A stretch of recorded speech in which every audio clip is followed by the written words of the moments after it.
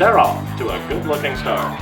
Riley's Magic broke with the head in front and gets out towards the lead. What Lola wants on the inside. I got into it because of my dad, who was a thoroughbred trainer, and so I started going to the races as a youngster. I knew at a very young age that's what I wanted to do. Here comes Mischievous Lady. Loads in.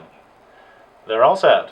It was the influence of a man named Trevor Denman, who in my opinion is the best in the world. He calls the Breeders' Cup, Santa Anita, and Del Mar. He influenced me as about a 10-year-old to go ahead and be a track announcer, and sure enough, I'm living the dream.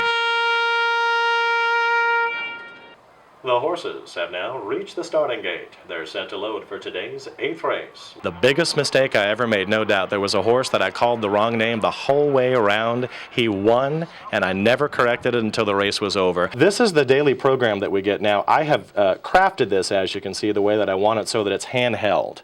And what I've got are the horses' names and the jockeys and the numbers, of course. When they come onto the racetrack, I'm looking at the jockey's silks. That's the main thing that I'm looking at to identify the horses. So I'll use my colors to make little jockey's silks next to the names, and then I use that in two ways: to memorize them before they go to the gate, and then during the race I hold this in my hand with the binoculars, and if I get to a horse, inevitably I will, that I don't remember their name, I can take a quick peek down and identify whose colors those are so that I can spit the name out. Controlled Chaos, Sassy Delight, Buena Fortuna, they're all chasing Bonnie Parker. She's drifting out though. Here comes Controlled Chaos. It's Bonnie Parker. Controlled Chaos closing on the inside. Here comes Controlled Chaos. It's Controlled Chaos and Bonnie Parker.